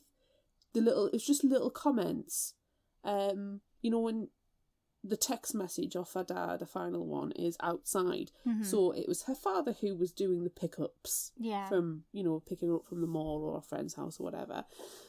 The Halloween costumes and getting ready, it was the father who did. And I can understand that near Halloween, the mum not wanting to be an active participant because there's that, you know, 20 years of memory that... Yeah. of Jemima's passing on Halloween, so I can understand her not particularly wanting to celebrate around that time, but still, I think Ruth was not an active participant in Jane's life. Now that we're talking about it a little bit more, I feel like Ruth wasn't really a mother to Jane. She was more like a friend to Jane. She wanted to be that, this to me, like, you know, when they talked about the road trip Mm-hmm. across America, to Maine, and the things that they got up to, it seemed like that was Ruth trying to make a connection. But failing completely because she didn't tell her about Jemima? The one salient thing, yeah. I will say I'll give a bit of forgiveness to Ruth because she is going through a traumatic loss as well. She's lost her husband to a heart attack very suddenly. There's financial issues that, I can't even imagine the hardship. And she's going to have a certain amount of withdrawal from everything. So she's going through a lot of grief and mourning, and she will probably needs to speak to a counsellor really to talk this through. Yeah. But it's not the healthcare that she's actually accessing. So I've got a lot of forgiveness for Ruth, but she's also returning to the place of her childhood, which I don't think she had a happy childhood anyway. No. And then obviously the place where her daughter died, traumatic. It's going to be difficult. So she's going through some serious stuff. So I can understand why she might be withdrawn, but the impression I get is Ruth has always been withdrawn. She has never been an active participant in Jane's life, and like you say, she's trying to make up for it now. So I don't know how much of a relationship that they have. And if it was actually Ruth had passed and Gray had survived, I think it would be completely different. My main... I don't think Jane would be pining for a mum. No, I don't think that she would. My main question here with this is, I know that the manor needed lots of cleaning up and lots of work done to it, and that they didn't have the money to do that, but I definitely would have figured out a way to sell the house. I would get out of LA, because LA is fucking expensive. Get out of LA, move to a smaller town. Still in California, sure, if that's where you want to live, but move somewhere small that you can afford. Figure out a way to sell the manor from across the country, because it can be done. Do that, have your money, make a new life. That's it. I mean, you talk about going to estate sales. Yeah. So, and we've all seen Sleepless in Seattle. Not Sleepless in Seattle. The other Sandra Bullock movie. While You Were Sleeping, and they sell estates. Yeah. In that movie. Yeah, it can be done. So you make a phone call and you say, "This house is legally mine, as is the contents. Sell, sell, sell." Yes, sell all of this. This off me? Sell the freaking piano. Yeah, that bothered me too when they were walking through and she's like, "Oh wow, this is really cool." Yeah, it's a 1925 Steinway or whatever it is, and it could pay for your college. So fucking sell it. First thing. Why isn't it being sold? Why is the chandelier, There'll be some rich person who would have the entire manor off your hands. Just to stick Stephen King's name to it. Yeah. Yeah, you could sell any of that stuff. And clearly, it doesn't mean anything to Ruth. No. Because she wanted to get the fuck away from the house. So she doesn't care about anything inside of it. And it doesn't mean anything to Jane, because Jane's never been there. So... It feels like it's been laziness on Ruth's part not to get rid of the stuff. Or just to do it first thing. I mean, I know that it's, the whole plot of the book is that they have to go there. And they have to live in the creep house and they have to do all of this stuff. But realistically, yeah, sell the house, sell the piano, sell the chandelier, sell the lamps, sell the bedroom sets. Sell the creepy dollhouse. Sell the dollhouse. Sell the roses. Oh my gosh, yes. And get out. Honestly, yeah, but that could have been done after Amelia died. Yeah. Could have, should have. But then we wouldn't have had the book. Mm-mm. And we need the book to eat it. We have problems with Ruth. We have many problems with Ruth. Element of forgiveness over traumas, but we have problems with Ruth. Yes, we do. Mm-hmm. But, the whole book was about dealing with grief. And there were some really good quotes about grief throughout the text, and it was very good. Yeah. Yeah. Was there anything that you liked now that we've gotten, now that we've sold Ruth? That was a main issue for me, just the Ruth character. We've come from, it's this ongoing, one of these ongoing themes we're coming across now is, everybody knows we like communication, and when we get communication we celebrate it, but then on the odd occasion, most parents in YA books are terrible people. Yeah. Well, because, the teen is supposed to be the central character, and they're supposed to be figuring out all the problems on their own without the assistance from their parents. So. But it's nice to just know that they're even loved. Yeah. And trusted or respected or something. Yeah, it's starting to get frustrating having so many terrible parents. Do we need to go back and read Moxie again? Yeah. And get the raging feminism flowing. Yeah. Yes. Something like that. Yeah. Jemima. Wow. I love Jemima. What a wicked, horrid little child. I love her. I freaking loved her. Yep. Love her. Love everything about her. She's fantastic. She didn't have the mentality of an 8 to 10-year-old child as a ghost. It was like she was older. Yeah. Yeah, I felt that. I felt like she was, she had aged. She still appeared probably most of the time as a little girl. But then there were a couple of times where she was in the window upstairs, pressing her hand against it, and Jane thought it was Ruth up there, so. But she's a ghost. She can do whatever the fuck she wants. Yeah, you can tell her to stop doing what she's doing. Yeah. She'll push you in a hole. Fuck off. And she I want to know how many people she's put in that hole. So because many. those roses are extremely well fertilized. Yeah, they really are. She 300 kicks people into the holes. Trick or treat, hole. Yep. Pizza delivery, hole. Hole. Yes. Avon calling, hole. Oh. Do you not accept solicitation? Hole. Putting thy cold callers into holes. Yes. Yep. Yeah. Do you know what I really liked about this book? Apart from everything? Apart from everything, I really like the references to Agatha Christie and Poirot, since we love Poirot because we love Stevie Bell, and Stevie Bell loves Hercule Poirot. Yes. But do you know what I didn't like about that? In the audiobook, he pronounces his name Hercule. Hercule Poirot. Oh, Hercule. And it made me cringe. And I thought when I was listening to it, because I listened to it a while ago. Yeah. Not podcast related. And then I loved it so much and we were like, hey, we got to do this on the podcast. But when I listened to it the first time and I heard Hercule, I thought, oh God, Claire's going to cringe. Claire's going to hate this. I have issues with the pronunciation, yes. Thankfully, it wasn't a massive amount. No, it just happened a few times. It wasn't that much.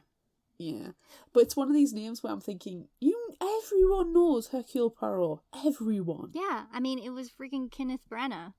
And that movie came out before this book came out. Well, it's not even Kenneth Branagh. I mean, Hercule Poirot has been done so much by so many people. David Suchet is Poirot, in my opinion. I'm sorry, Kenneth Branagh. Your Tash was spectacular, but it's David Suchet. But that might be more of a British thing than anything else. And I'm only saying Kenneth Branagh because those movies are current. Exactly, it's international. That's fine. But yeah. And if you dare say that Poirot is French, I will kick you in the teeth. Not really, because I can't kick at the moment. No, and what you'll do is you'll kick the person into the hole. You're going in the hole. Get in the hole.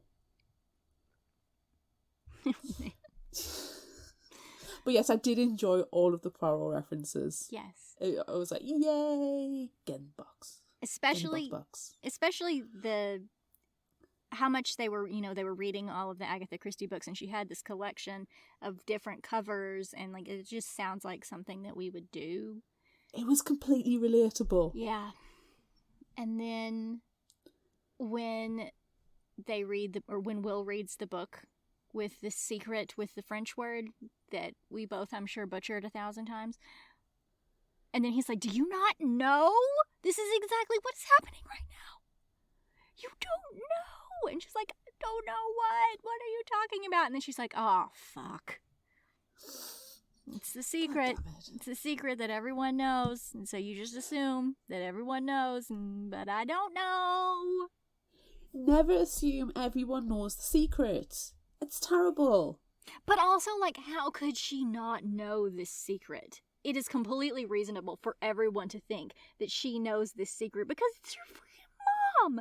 It's her mom who had a baby who died. But then, to play devil's advocate, I can understand the mum not wanting to tell her because it would be her half-sister with father unknown. And also she loves Greer so much, so that would be painful. She loves Greer so much. Exactly. I mean, it wasn't Greer's secret to tell. No. I get that. Yeah. But that you can understand her disconnection to say that was 16-year-old me who had a child back at the other half of the other side of the country. It's got no impact on my life now. So I can understand having that line, that drawing, that and having that separation. So I can actually understand why Ruth perhaps didn't want to tell her, but she should have told her when they're going back.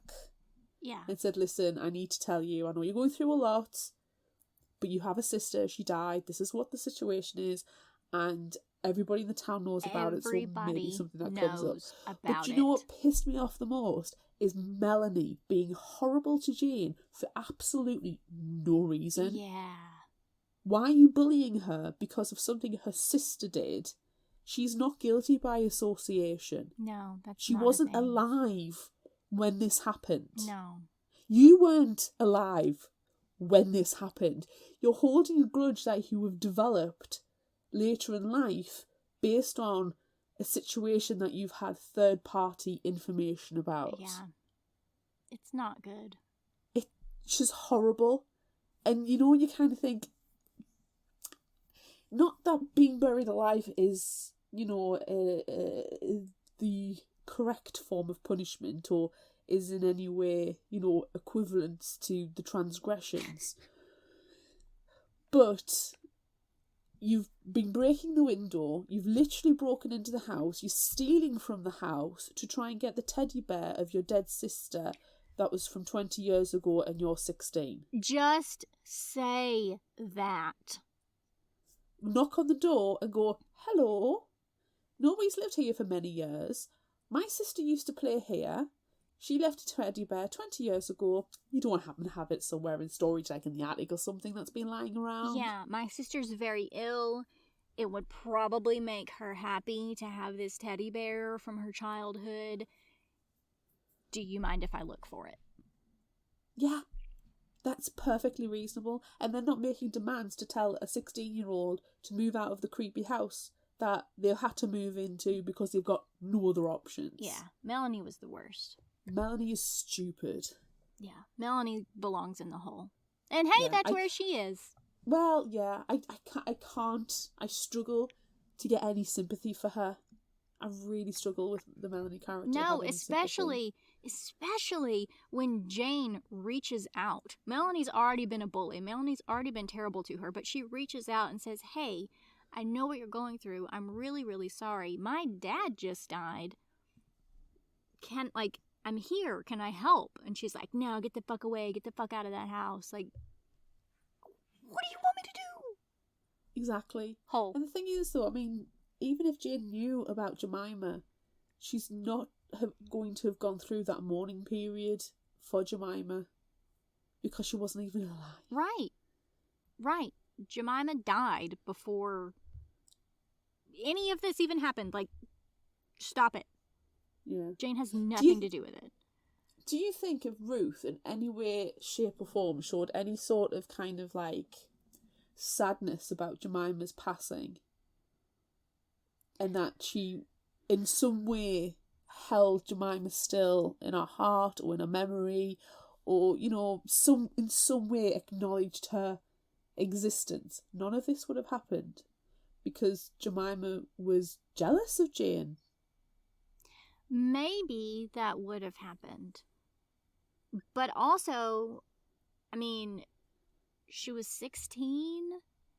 She wanted to give the baby away, which good on you for making that choice. You're not ready for this. Give the baby away. But then the mom takes it, and then she thinks, okay, well, I've had the baby. They've taken the baby away. Oh, and now you're bringing the baby back, and now the baby is suckling. What is happening? This is not supposed to be happening. Why is this happening? And you're like, oh, here's Jemima Rose. She's not your baby anymore. She belongs to your mother. And yeah, I mean, to be fair, that kind of, not that exact thing, but, you know, young girls would fall pregnant and they would go away and visit with family members and then come back and there would be a new sister. Yes, that's true. You know, that true. happens so much. Yeah, that's commonplace. Yeah. That's history, But also, at the same time, now this baby is here, and okay, it's fine. This is my daughter, but also kind of my sister because my mother is crazy and she's taking care of this child. But then she thought that she was, like, you know, took all of her rage and stuff, and she was a tiny little possessed thing, and she, like, kept looking over her shoulder and smiling at her creepily, like, Yeah. All of the women in that family need rage therapy, don't they? They do. It does make you wonder, well, is it nature-nurture debate time? But, yeah. I mean, because the mom was terrible. Amelia was terrible to Ruth. And then Ruth was pretty damaged. And then it's never mentioned how Ruth might have been a rage machine back in LA with Jane. It's never mentioned. No, but we don't know a lot about the growing up. No. She says that after she had Jemima, the rage was gone. So how does Jane get the rage? It just passes on to her. So it is in the bloodlines. Now she just needs to have a rage baby to put all of her rage into. Where's Will? Get Will involved. Will's a hunky stud, and he kind of, like, it's clear that maybe you've got a thing for each other. So have a rage baby. Yes, and then put it in the hole. No, don't do any of that. Stop it. Stop talking, Amanda. No. Don't put the baby in the hole. No, Juicy. We want Juice. Oh, yeah, Juicy needs to happen. You're right. Juicy does need to happen.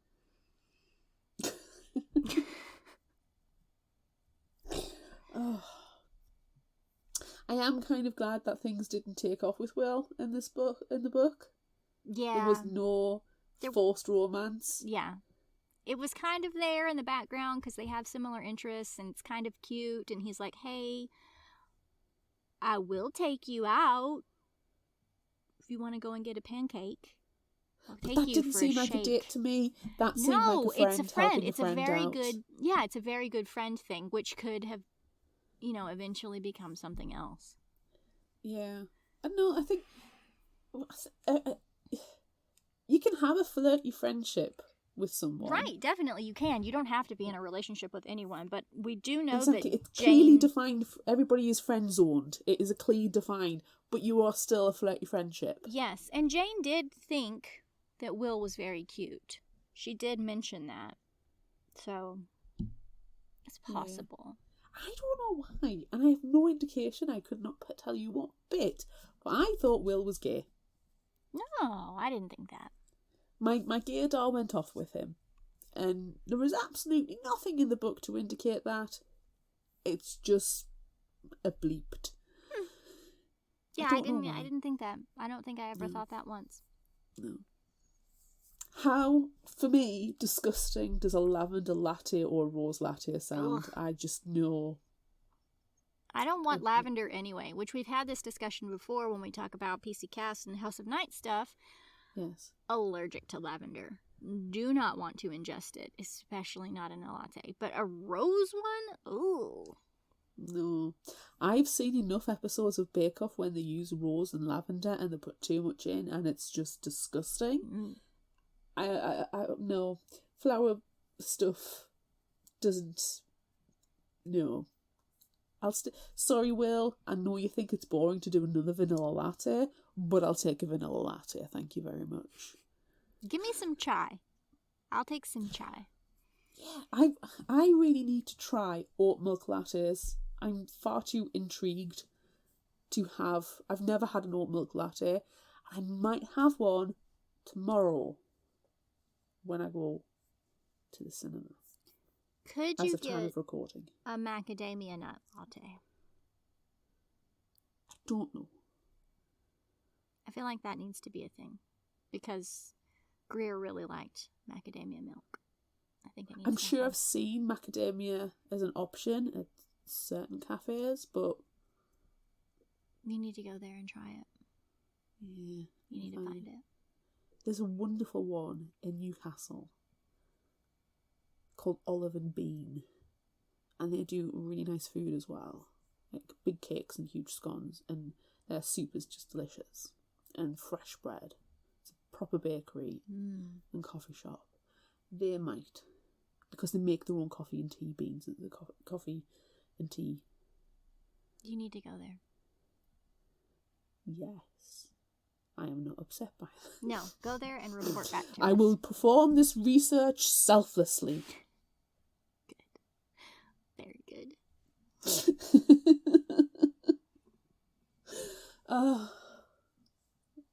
Who was your favourite character? I mean, Jemima. But also, I really like Susie and Will.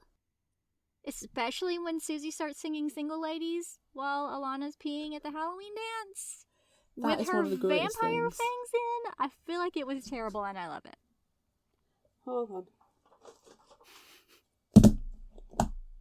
Are you putting your teeth in? Is that right side? All the single ladies, all the single ladies, all the single ladies, all the single ladies. You're only lisping a little bit. It's fine. That was good. Thank you for There you that. go. Thank you for that. You're very welcome. You're very, very welcome. I did like Susie and I did like Will. Jemima, God. Sometimes I feel weird to say the villain's a favourite character. Never. It's just awful. I never feel weird to say the villain is my favorite character. It's meant I to love be. a vengeful ghost. Yeah. I don't know what she's vengeful of. Yeah. But I'm going to say Beans and Books are my favourite character. I guess that counts. I would live there Yes. quite happily every day. Yeah. And get a coffee, have a look at the books. Yeah. Just move in Be with friends your with sleeping Will. bag. Yes. That's all you need. That's all you need to do. Although, I would really like to have a sleeping bag. I would love to have a sleeping bag in a haunted house. I would love to have a sleepover in a haunted house. I think that would be really fun. I've done overnighters. Yeah. And haunted castles and stuff. Yeah, but haunted castles and haunted hotels and things like that, that's different. Because, you're meant to go there. You're meant to stay. You're meant to try to do ghost hunting stuff. But this is just your two friends coming over, eating pizza, listening to the piano play by itself. Yeah. I want to do it. I stayed in a hotel in York that we kept joking, saying it was haunted. And it was the weirdest setup. The room was on one side of the hotel, and the bathroom was on the other. But the corridor was so narrow to get to it from room to room, to get from the bedroom through. We kept joking that was the priest hole corridor because it was so narrow and constricted to get into, and that the bathroom was the priest hole, because that was the only way to get to it was bedroom, tight little hole corridor through, and we kept hearing weird noises and creaks. But if it's York, it is an old city, and this hotel was right next to York Minster, so it's hundreds of years old. And then very recently, I was watching one of those haunted programs that I love. Yes, of course. And the freaking hotel that we stayed at was on it. And I was That's like, fun. holy moly, it is haunted. It was probably creepy things that we could hear running around and tapping and stuff. I love it. So, yeah. I love it.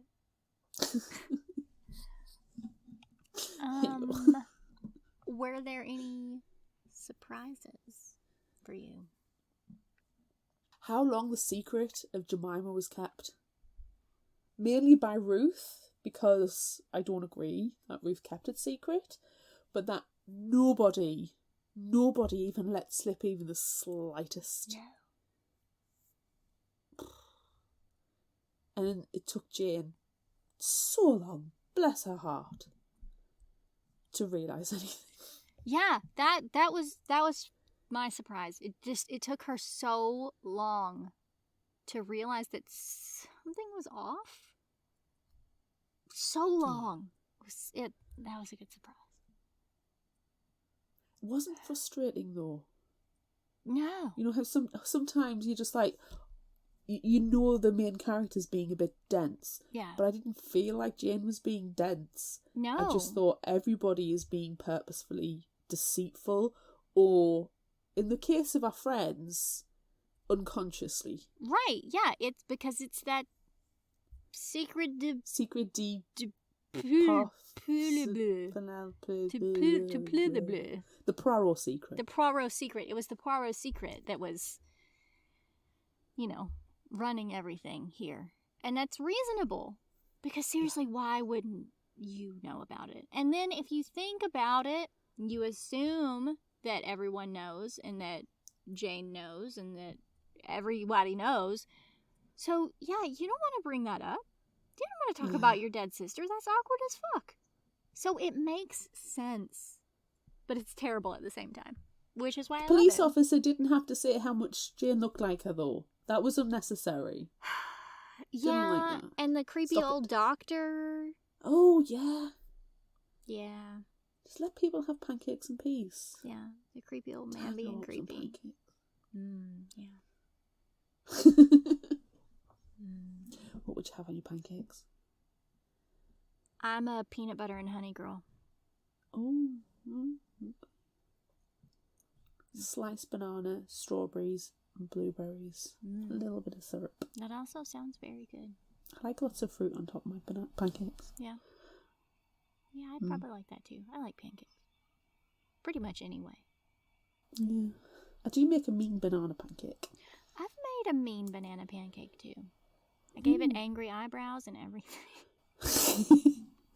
And the eyebrows will have been on point. Yeah, they would have. Oh, man. Is it time?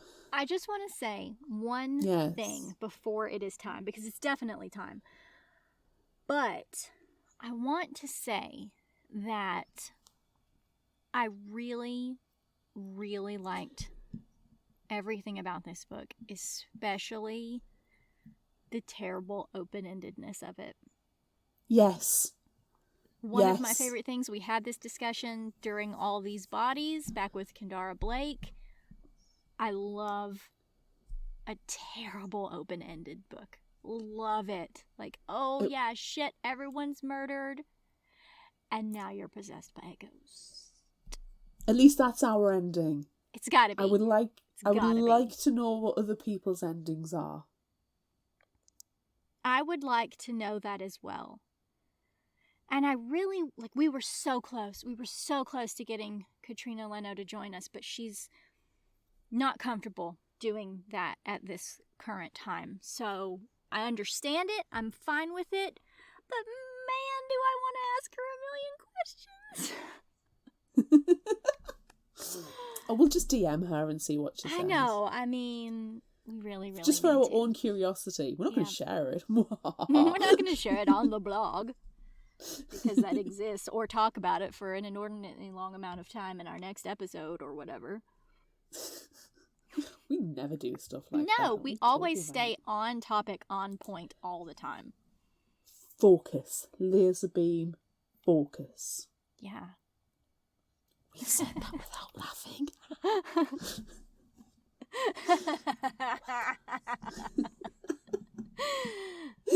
Now it's time. Now it's time. We asked, would you rather eat books or roses? We really wanted to ask, or with hair, but, you know, social media's a pain in the ass and hates us. Yeah. On Facebook, 67% said books. On Instagram, 60% said roses. On Twitter, 75% said roses. And on TikTok, 73% said roses. So it's a bit of a split. Yeah. I'm surprised that as many people said books as they did say books. Even though only Facebook was the book winner, I'm surprised. Because, like, you can literally eat. You can eat roses, but you shouldn't eat books. You shouldn't do it. Don't do it. Comments. Lots of We lovely do. comments. Brie on Facebook said roses or slugs or straws or sheet metal or anything but books. Books are friends, not food. Don't eat sheet metal, Jesus. Colin on Facebook said books.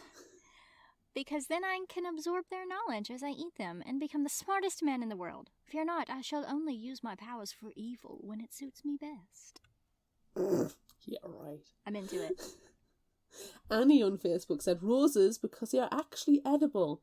I know this because I have a book called Eat Your Roses, Pansies, and Lavender, and 49 other delicious flowers. Coral on Facebook says roses. I feel like they're a lot more edible than paper. There's nothing worse than paper cuts on your tongue. Ugh. No, that's awful. Yeah. When you lick an envelope and get a paper cut. Rebecca Garner, author on Instagram, said, roses, less work, baby. YA Book Chat on Instagram just gave us a lovely bouquet of roses. Yes. Dragonheart9955 on Instagram said, roses take off the thorns and you're good. Plus books are too precious to eat. They're precious. Precious. Steph Inc. Creations on Instagram said roses, definitely, because no paper cuts in your mouth. Oh, I wonder if Steph Inc. Creations and Coral got together. They're just very practical with it. They are. They do not like mouth paper cuts. Exactly. And we have some responses from Amanda's library. Yes, we do. Roses, unless I have to eat the stem. If I have to eat the stem, I pick book pages. Very practical. Book pages? That way I can get more smarter. Roses, especially if I can drink them. Rose tea is delicious. Smiley. And then finally, neither. Ew, David. Then I responded, there is no option C. You must choose. Fine. Book pages for the fiber. Excellent.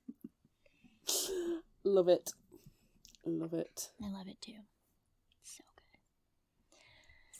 So, what are you doing?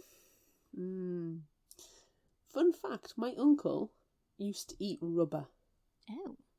Yeah, none of my mum's dolls had fingers, and even like the rubber plugs for sinks, he would snack on them. My sister used to chew on stuff like that. Like, all of my Barbie legs had teeth marks in them. Similar thing. Yeah. When I was pregnant, I used to chew tissues. That's right, you did, so you might as well just eat a book. Yeah, I'm going with book, because roses, I mean, we've already discussed, I'm not going to eat a rose latte. It's just sick and wrong. And no, I'm not keen on overly flowery things. So yeah, I'm going to go book, and hopefully the knowledge will seep into my brain, and I will become an all-powerful super villain. Person, yes. Yes, okay, yes. Plus fiber. What are you doing? I think I'm gonna go roses. I feel like I could break off a few petals and like put them in a salad. And I'm a fan of salads.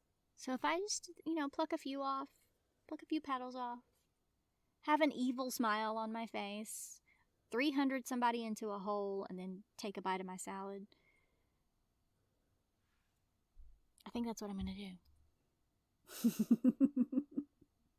Sparta! Whew. Salad. Roses! Yeah. This reminds me, though, when I was, God, in the 2nd grade, it's 1,000 years ago, a friend of mine, his name is Joe Bass. Joe Bass, if you ever listen to this podcast, I will always remember this story. We were very good friends in the 2nd grade, and there was another boy in our class named Casey who ate paper all the time, just constantly ate paper. And I remember a time that Joe Bass and I were talking about how you could always hear Casey running, coming toward you because the paper in his belly was going in the 2nd grade. That's how mean I was in the 2nd grade. It was a good time. I will always enjoy that story. Especially because we would make the running motions and the sounds.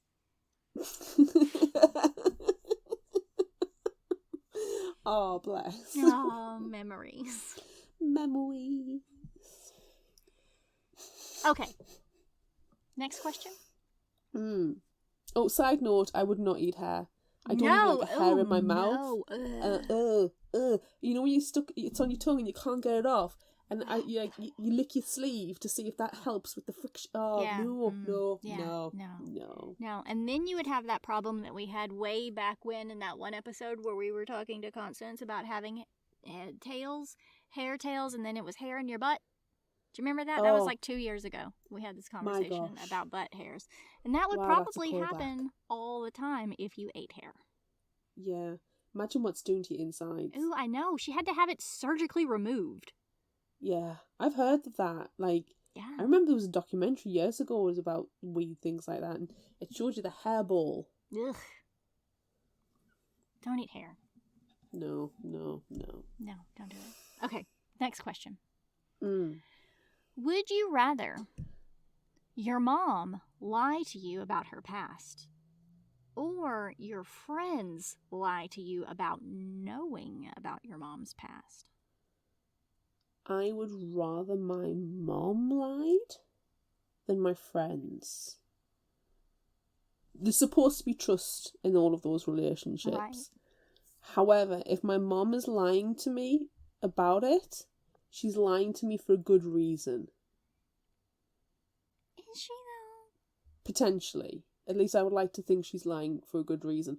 Plus, it's her past. And does everybody know everything that your parents did? Because a lie of omission is still a lie, but they don't need to tell you everything. Yeah. You know, parents do like to tell you how much of a rebel they were when they were a kid, or, you know, what kind of shenanigans they may have gotten up to. But do they actually give you the full extent? Or if they did get into a lot of trouble, are they going to tell you that? Because then you can use that as ammunition against them to say, well, you did this when you were younger, so why can't I also experience that? Yeah. So, and to be fair, parents lie all the time. Yeah. Santa, the Easter Bunny, the Tooth Fairy. But I feel like, no, I know that it didn't happen at the same time, so really it doesn't have any effect on Jane at all. But it kind of does, because you had a sister, and everybody knows about it. It does, and, you know, but I think as well, I don't know, I just think that if my mum wants to lie to me about her past, then okay. But I don't want my friends to lie to me about knowing about it, because that's like a double secret. Yeah. It feels worse. Yeah. It feels like they're purposefully keeping it away from me, whereas my mum's got better intentions about it, and because it's her past, it's her reveal, it's her story, that's fine. If you don't want to tell somebody something about you, that's fine. You are allowed to protect yourself. Right. It may be a mental or physical or whatever psychological protection. that's fine. But for my friends to lie about it, it's like the shit talking about you. Mm. And it's kind of, it doesn't feel okay. It feels worse. It feels like there should be that open honesty and that trust there. But that's just me. That's just, yeah. Do you think that Alana and Susie, or Susie and Will, or any combination of the three, ever sat down and just went, do you think she knows? No. Do you think she knows? Surely she knows. Possibly Alana and Susie. Not Susie and Will. I could see Susie even and though Will, Susie... though, because they're siblings. But that, no, actually, even though they are siblings, I can't see it, because Will sends her that message to say, you don't know? Yeah. So, and that's based on him reading the Poirot book. Yeah. He's put two and two together. So that's the only reason why I think Susie and Will have not had that conversation. Yeah. But I do think that Alana and Susie will have at some point maybe not had that sit down open conversation about, do you think Jane knows that she has a sister that was killed on Halloween 20 years ago? I don't think they'll have overtly said it, but it'll have been a, do you think she knows about her sister? Don't know. She should, shouldn't she? She will. She probably does. She's She's will. not going to talk about it. Yeah, of course that's it. I think Alana and Susie have had that. Yeah, probably. So what about you? Is your mum lying or your friends lying? Oh yeah, I mean I agree with everything that you said. I don't want my friends lying to me. I don't want them to lie to me about it. It just it seems worse. Mm-hmm. And it happened a long time ago, you know. If it happens before you're born, it doesn't count. It's not your history. Yeah. Yeah. So I would be upset if my friends knew and didn't tell me. Cool. Next question. Would you rather hear a ghostly marble rolling around or a ghostly piano playing? Strictly for the tinkly sounds of, you know, like the high-pitched piano, which kind of leans in toward the tinkliness of wind chimes. And I'm getting the tinkles right now. It's happening. You can see the goosebumps have appeared on my arm. Oh. I'm going to go with the marble, because that's how creeped out I just got. You can literally see it. You can, dear listener, you can. It's weird. Okay. Yep. I'll take the marble. ghostly piano then, because that's like Haunted Mansion style, and I can just pretend I'm in a doom buggy. Nope. Okay, move on to the next question. Move on while she wigs out. Literally, it looks like she's going to vomit. I might vomit. Oh, I just keep getting chills. Stop it. Would you rather... Sorry, I got one more. Would you rather send text messages from your phone pretending to be you, or see a ghost pretending to be your mom in the upstairs window of your house? Oh, I got another chill again. I'm going to say see a ghost pretend to be my mum in the upstairs window, because I can more easily dismiss it, but also move on from it. Whereas if the ghost's sending some text messages, what are you sending? And is it going to damage relationships? Yeah, like... Is it recoverable? Are you sending dick pics to people? Oh my god, she better not be sending no dick pics. She probably did. She probably did, or would. Or will, now that she is completely possessing Jane's body, which is the truth. And that is what happens at the end of the story, and you can fight us about that. Ghostly dick pics. Ghostly dick pics. No, don't. We don't want those. We do not want those. That is not cool, Jemima. No. That is not cool. No, it is not cool. Nobody likes an unsolicited ghostly dick pic. I also will choose, I would rather see a ghost pretending to be my mom in the upstairs window, because I don't want to think about a ghost being close enough to me to either, one, borrow my phone without telling me, or two, possess me and send text messages. Did you just send me a ghost dick pic? I'm No, scared. Why are you holding No, your phone? I'm grabbing my phone because I put it on the floor because it was buzzing. So I put it away on a cushion on the floor so it doesn't get picked up by the mic. And now I'm just kind of like, there's a ghost. I'm cradling my phone. It's going in its cradle now. Yeah. So I can see if the ghost starts sending dick pics. If I suddenly freeze, because this is what seems to happen with Jane, like everything freezes, time stops for her. Yeah. And then, so if I suddenly freeze, it's not internet connection, it's a ghost. Do you know what's really scary? That literally happened while you were saying that. Shit. Let's go check my phone. Your fingers stopped like this for just a second. Ah! And then okay, you went fine. We're fine. Text messages are fine. WhatsApp is all good. Good, okay. Messenger, fine. Yes. Yes. We're all good. Phew. No ghostly dick pics. Yeah. Yet. Because we're currently recording still, and it's hard to focus on finding ghostly dick pics and sending them whilst still having a meaningful conversation. I feel like there's a challenge there. Last question. Did you answer this one? You did. You said your mum, didn't you? Yeah, I did. My God, that was a long one. Last one. Would you rather check to make sure Ruth is alive at the end, or pull Melanie out of the dirt at the end? I don't know. I don't think I want to go inside and find my mother dead. And also, Melanie's a fucking cunt, so I'm just gonna leave her in the ground. No, Melanie can stay in the ground. Whatever, love. Yeah. Fertilise those roses. I'm going to sell them on eBay. Yeah, I'm totally gonna sell all of those goth roses to everyone who needs them.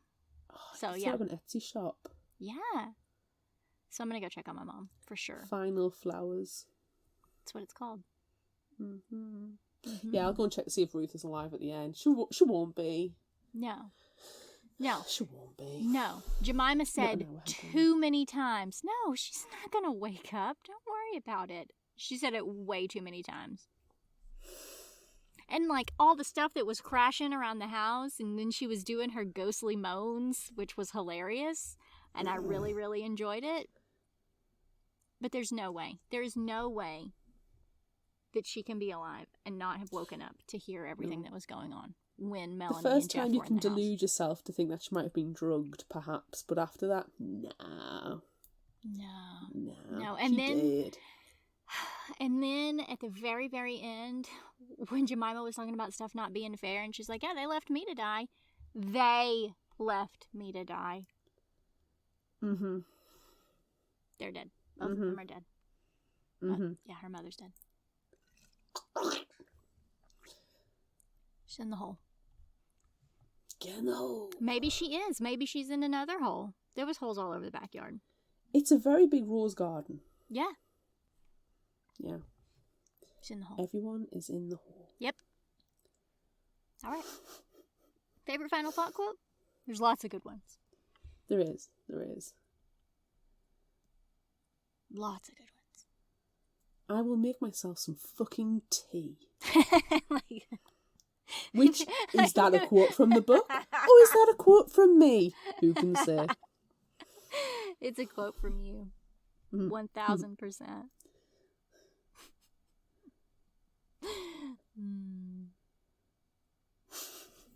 I'm taking that one.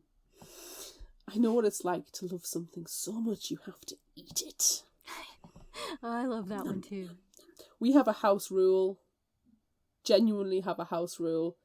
No cannibalism. Yep. Also, don't kill your parents. Yes, don't kill your parents. No cannibalism. We're trying to save ourselves from being, the parents of a supervillain. Sure. Yeah.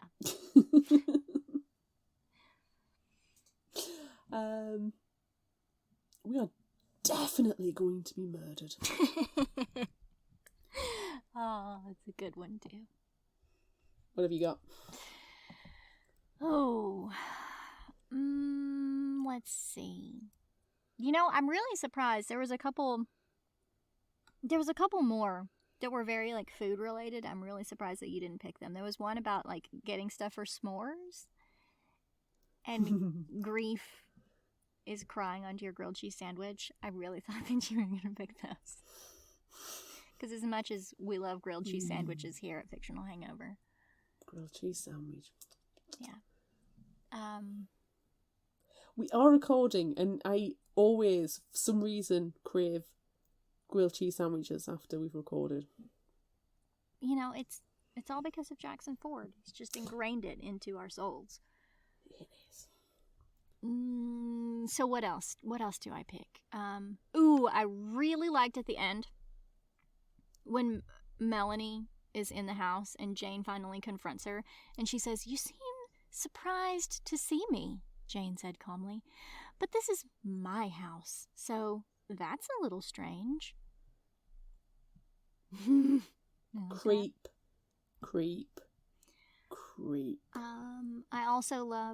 I love books so much I could eat them. Yeah.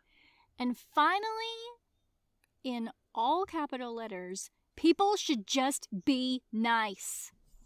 Yes. Thank you. Yeah. Now, is that a quote from the book or is that a quote from Amanda? It's hard to say. It's hard to say. Drink some fucking tea and find out. Yes. Ooh. Okay. If you liked this, try this. I'm going to Tenuous Link. More because it was feckin' creepy as well. Sure. Wilder Girls by Rory Power, which we covered. We did a long time ago. It was during 100 episodes ago. Yeah, it was episode 86, so it was during the initial lockdown. So I want to say it was like between May, probably about May, June 2020, because we covered it and we're like, oh, this is far too real. Oh. Yeah.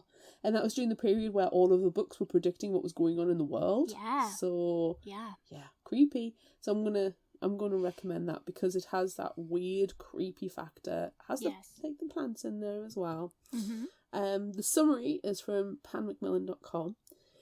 Everyone loses something to the tox. Hetty lost an eye. Reese's hand has changed, and Byatt just disappeared completely. It's been 18 months since Baxter School for Girls was put in quarantine. The tox turned the students strange and savage. The teachers died off one by one. Cut off from the mainland, the girls don't dare wander past the school's fences where the tox has made the woods wild and dangerous. They wait for the cure as the tox takes, their bodies becoming sick and foreign, things bursting out of them, bits missing. But when Byatt goes missing, Hetty will do anything to find her best friend, even if it means breaking quarantine and braving the horrors that lie in the wilderness past the fence. As she digs deeper, she learns disturbing truths about her school and what else is living on Raxter Island. And that the cure might not be a cure at all. Dun, dun, dun. That was such a lot a fun of episode. Similar themes. Yep. And that's the episode where we talked to Jesse Walensky for the first time. Yes. It's a good time. Go back and check out those episodes for sure. Definitely. What have you got? I also wanted to suggest a previous episode. Okay. No, I like this. I like the fact that we can link these things together. It's always fun. Yeah. So mine is episode 117, which was Dark Christmas live. It's our second live episode, I believe. Yeah, I think it was. Yeah. So it's a lot of fun.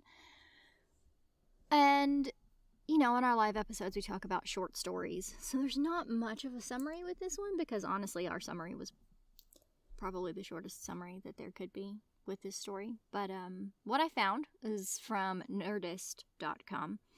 And their tiny, brief, little tiny baby summary is, we had borrowed the house from a friend none of us seemed to know. The story begins. It follows a narrator who stays at a remote home during the holidays, but not your typical house. It's got all the makings of a haunted house, including an incomplete nativity, because that's not ominous at all. Oh, but we had so much fun. That was a really creepy book as well. Yes, it really was. But we had so much fun talking about that book. And then I ended up reading all the rest of those stories in... You did, and there were recipes as well in there, there were recipes, yeah. So it was a lot of fun. It's Jeanette Winterson. wrote And that one. Dark Christmas is free on Tor.com as well to read. Yeah, I think it's also on The Guardian, maybe. Yes. Yeah, that sounds familiar. Yep. Yeah. Or It's a just lot of go fun. back in time, check out our episode. Links are all in to the stories. Yep. Do we have an indie spotlight this week? We do have an indie spotlight, and I only picked this one. It's another one that we got very recently, but I picked this one because it's horror. But there's not much of a tenuous link except for the fact that it's horror. That's all we've got.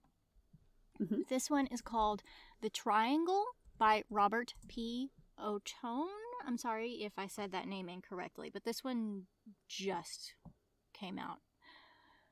Born with a gift for engineering and technology, Aslan and her father, Merrill, spend their days running a small shop in the flotilla community of Coral Cove.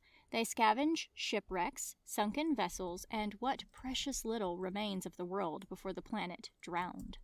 With her best friend Ellis, they do their best to support their community while struggling to survive. When a group of scouts, sent by the Order, a mysterious and powerful northeastern cabal, goes missing in the nearby Bermuda Triangle, Merrill is tasked with finding them. Unbeknownst to him, Aslan and Ellis have snuck aboard to join in on the mission to find out what lurks within the Triangle. The ancient cosmic truths they discover may be more terrifying than they ever imagined. Sounds like fun. Bermuda Triangle. Mystery. Yeah. Sounds like a ton of fun. Do you like a Bermuda Triangle mystery? I know. And it's also dystopian future, which is also great. We haven't read a lot of dystopian future. No, we haven't. We used to do a lot of dystopian books on Fictional Hangover in the before It was the trope du times. jour, wasn't it, for a long time? Yeah. We haven't done one in a while. I think it's because we like to cover so many horror books. We do. I can't stop talking about horror books. They're my very most favorite thing. Shrug. Deal with it. Sorry, not sorry. All right. That's it for this episode of Fictional Hangover. I'm Amanda. And I'm Claire. Join us next time as we discuss the next book in our Vampire Book Club series, Yes. Dead to the World by Charlene Harris. Be sure to join our Patreon so you can watch this discussion before the episode is released. Then join in on our book club on the last Tuesday of the month. We have so much fun in Vampire Book Club. Everyone needs to join in. Yes. Look out for our Would You Rather polls on social media. Don't forget about our book club and monthly challenges on Facebook. Be sure to visit our shop on Redbubble at fictionalhangove.redbubble.com for all your favorite Fictional Hangover themed merchandise, and become a patron of ours on Patreon at patreon.com/fictionalhangover. Until next time, remember, the only cure for a fictional hangover is another book. All the single ladies, all the single ladies, all the single ladies, all the single ladies. Oh. That was really good. Really good. I'm glad you There's decided your to. outro music. That's what we're using this time. Oh no. You can find us at fictionalhangover.com, follow us on Instagram at fictionalhangover, find us on Facebook at facebook.com/fictionalhangover, and on Twitter at fictionalhangover, no ER. If you'd like this episode, check out our others and rate, review and subscribe so you don't miss out. And finally, special thanks to Liz Emerson for our music. You can find her on Facebook and Patreon. Thanks for listening.